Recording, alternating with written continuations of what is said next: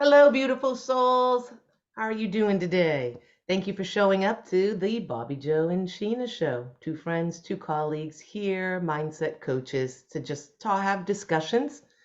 And today we are going to discuss the beautiful acorn. The acorn just drops into the earth, and what do you know? 100 years later, this beautiful big oak tree is there. But I'm going to let Sheena take it away. What we were thinking about, what should we call this when we're talking about the acorn? And it's really about blooming where you stand. So Hmm. many times, like, does the acorn say, well, oh my goodness, I'm not such a good acorn. I need to go and find another acorn. That acorn over there looks so much better than me. I need to go and be him. And then whenever the acorn goes into an oak tree, does the oak tree go, oh my goodness, I'm not big enough. I'm not as big as that oak tree. And oh my goodness, there's not, I mean, whenever you walk through the forest, don't you just see a tree? And you don't judge one tree to the other. You can see that one's bigger, one's smaller, but you don't go one's better, one's not as good, or whatever. It just is. And then things die in the forest, don't they? Like leaves fall off, trees fall down. And we don't cry for that, do we? It's like we know this natural movement that is going on this planet. And we are part of that. What makes us so different? Why do we think we have to be somebody else, or that somebody else is better? Imagine if you took the pressure off yourself and you just acknowledged and accepted yourself. Period. I'm just getting lost. I'm still working on my first cup of coffee. My brain's not really working today. How I think of the acorn is that when it does, it just sits there. It knows its job, it knows what it's supposed to do, and everything kind of comes to it.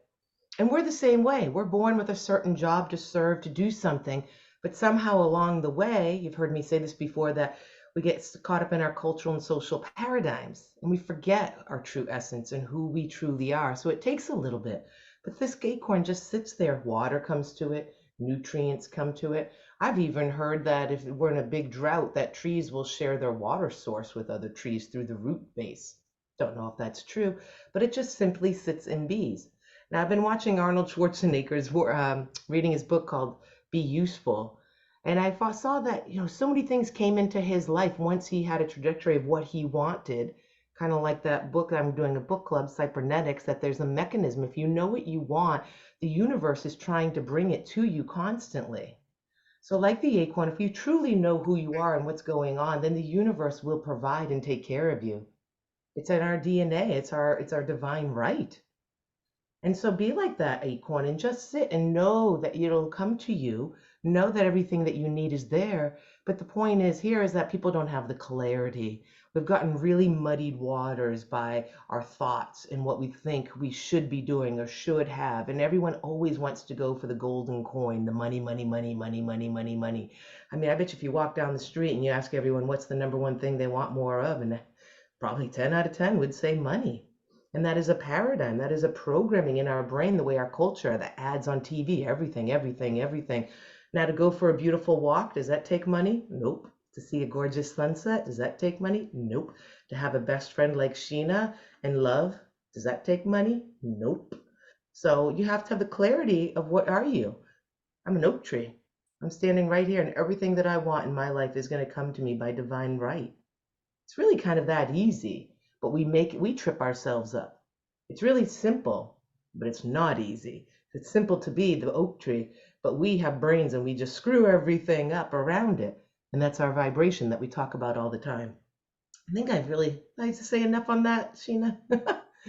I guess that's the acorn isn't concerned with how anything comes to it. It just knows that it is. Mhm. And then that's the high that that gets out of it. And I came to realize that the other day, where we limit our own imagination even because we think we need the money. You don't need any money in your imagination. You can have what the hell you want in your imagination. But do you feel that vibration in your body where your body's going, oh, well, you can't have that, or that's too good to be true, or we shouldn't be doing that.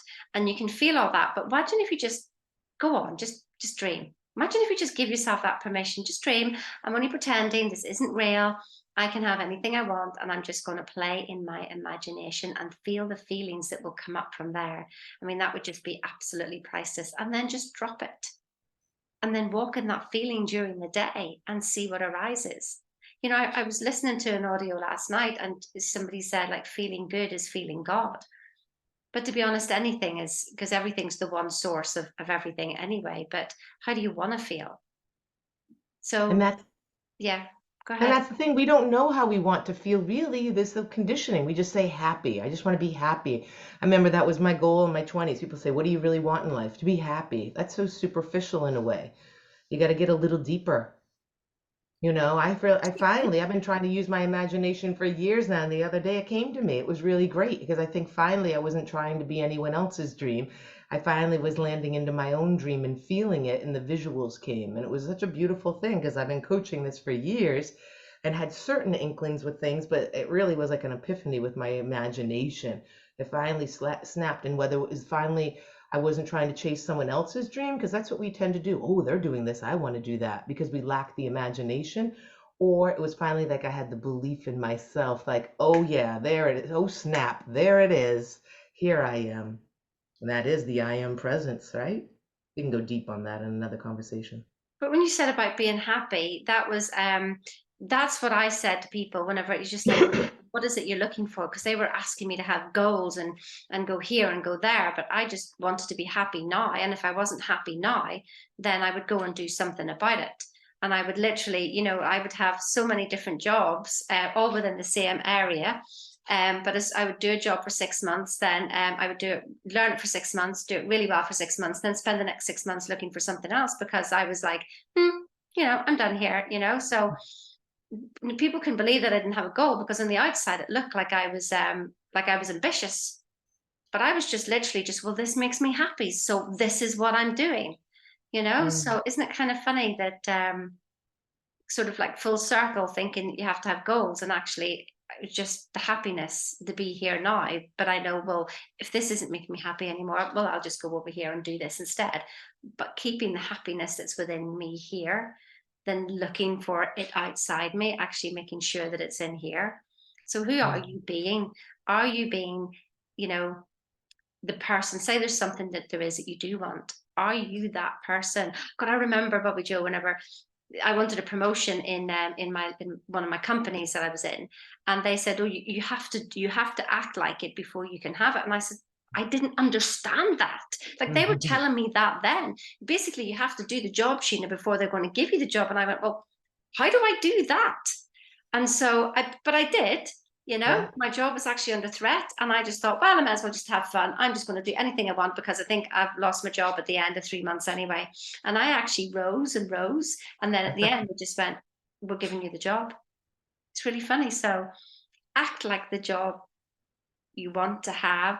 Maybe not where you are right now, but love and accept yourself where you are right now. No, just like, I guess, Bobby Joe, it's not just even the acorn; it's the caterpillar to the butterfly, and that transition in the inside. It knows where it's going, but it doesn't try to get there before it can. Anyway, I'm waffling on now. So No. there you go. That's about it, really. But it's that movie The Secret was written by the book Science of Getting Rich by Wallace Wattles 1903. It's the same thing, acting in a certain way, as if you already are that person, so just be it. I know it's a hard one to wrap yourself around, but the more you do it every day and ticking away, the more you'll see the results that way. Especially if it's your true authentic self, it's who you're meant to be. That's all we got. Have an awesome weekend. We're out of here. We'll see you next week. Have a great day. Remember to like and subscribe. We're here for you. Give us some topics and we will talk about them. See ya.